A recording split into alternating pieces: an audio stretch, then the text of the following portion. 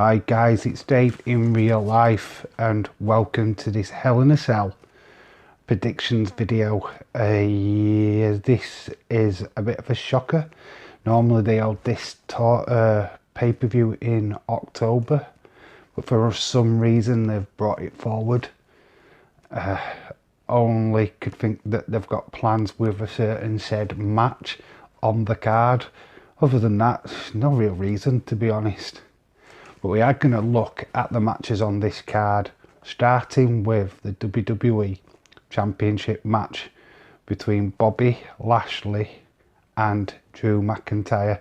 This is a last chance Hell in a Cell match. Basically, if Drew loses, he doesn't get another shot at the title while Bobby is champion. With that being said, I think that is a major factor in this match. If it had been a no title defense ever, I would have thought that Drew would have won. But with it just being while Bobby is champion, I do think that Drew is going to lose and that Bobby Lashley is going to retain. Not sure how good this match is going to be. I mean, Drew was in the Hell in a Cell match with Randy Orton last year, which was a fairly decent match. But I think there's a bigger storyline what's being sold behind the scenes with MVP talking to Kofi Kingston. So yeah, I think that is the next feud going forward for Bobby. So Bobby Lashley's going to retain that match. Next match is Rhea Ripley, who is the Raw Women's Champion, up against Charlotte Flair.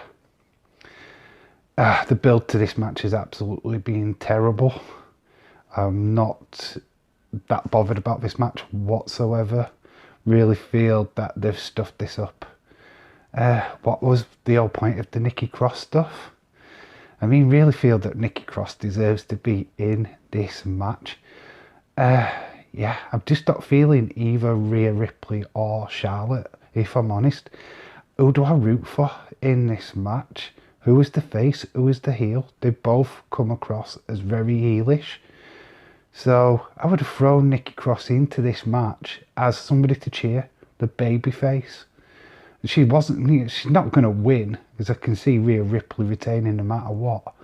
But you've got to have somebody who you're backing in a match.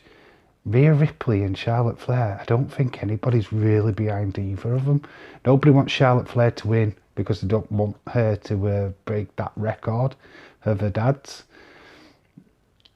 So there's no way that anybody wants that. Rhea Ripley, she's just really eelish tactics since coming up from NXT. So I'm just surprised anybody's behind her, to be fair. So yeah, Rhea Ripley's retaining, but the match could have been better. The build was terrible. We go on to the third match of the card. There's only 5 matches on this card, which is amazing.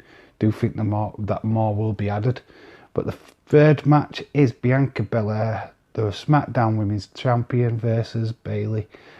Slight contrast on build. The build to this has actually been fantastic. I think Bayley is doing the best work at the moment, really annoying everybody in her path. I loved the Thunderdome where she was laughing on every TV screen. Yes, that was hilarious to me. I am a massive Bayley fan, as you already know. So I do think Bayley loses again, though. I think Bianca Belair retains. Sadly, I think it's all just to build Bianca Belair up for that Sasha Banks return. Does she return on Sunday? Who knows?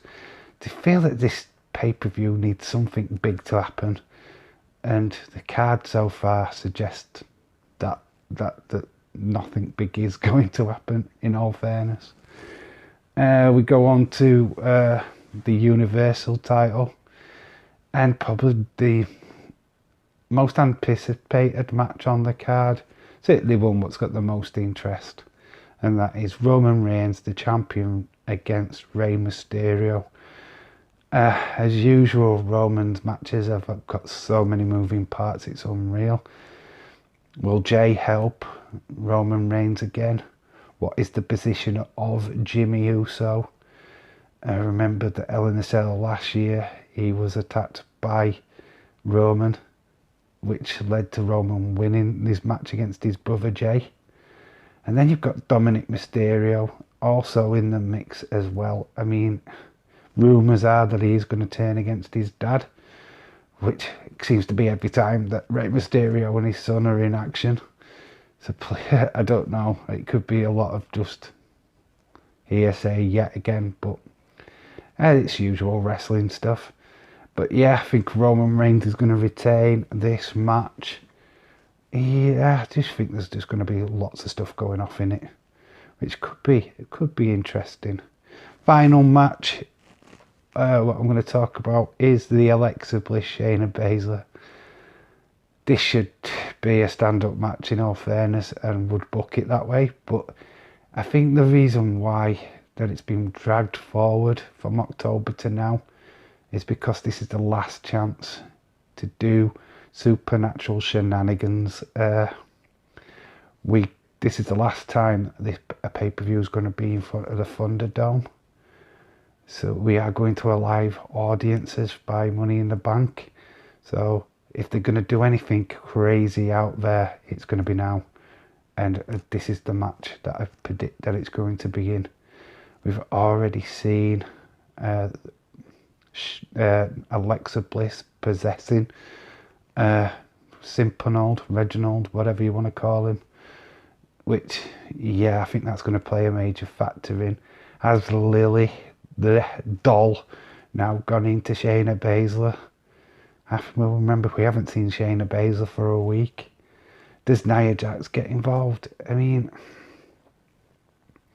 I won't think for sure the Fiend is not going to show up at Hell in a Cell. So anybody who thinks they're going to see the Fiend at the weekend, forget it. They're saving him for the live audiences. So I just think there's going to be a lot of shenanigans. This is the last chance to do something cinematic. So probably lots of wardrobe changes, lots of flickering lights, lots of ring explosions. You name it, you're going to get it in this match. I think Alexa Bliss, because of this fact, is going to win. But surprisingly enough, I think it's just because Shayna Bazsler will be on Alexa's side by the end. I think there's just going to be a bait and switch. Maybe Lily is going to possess Shayna Bazsler in some fashion. I don't know. It's wild speculation, but that's all you can do. The whole Alexa Bliss thing is just, it's just out there, isn't it? So anything goes. You can predict out what you want, really, and hopefully it'll stick. So there's my predictions of the 5 matches announced. I do think Friday we will see at least 2 more matches announced onto the card. Maybe a kick-off show match, which probably would see Tamina, Natalya versus Dana Brooke and Mandy Rose, which was heavily linked on Monday night.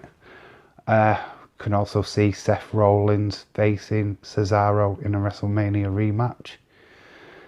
Out there, we could get a Kevin Owens, Sami Zayn match, but I think that will be on SmackDown itself. Yeah, so the card for me doesn't look overly exciting, but I don't know. I'm looking forward to it still. I still think there's room for stuff to happen leading into the crowd coming back. I mean, this is the stage where there should be teasing returns. So, yeah, it'd be interesting to see what WWE do with this. So, yeah, there are my predictions. So, run through again. I've got Bobby retaining, Rhea retaining, Bianca retaining, Roman Reigns retaining, and Alexa Bliss winning. Can't wait for the crowds to come back.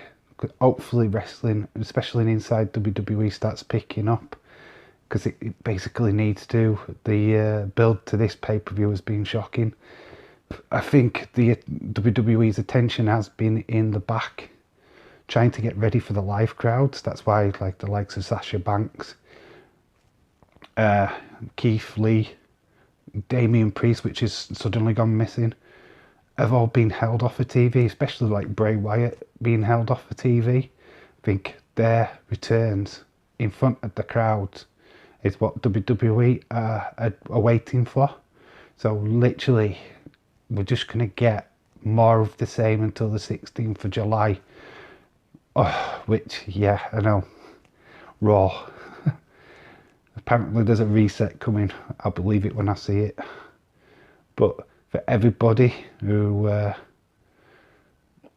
cares about wrestling, I just hope that the crowds make the difference, that what it needs to do. So that's it. That is my Hell in a Cell predictions. It's a bit of a short video. It's just not really much to talk about, in all fairness. Shout out to everybody what's been watching the live streams with the football. That's going to continue until the end of the Euros and possibly into the new Premier League season with random games coming. I'm just going to do games when I can, so look forward to them. And I've been Dave in real life. You guys have been awesome. Until the next time, bye for now.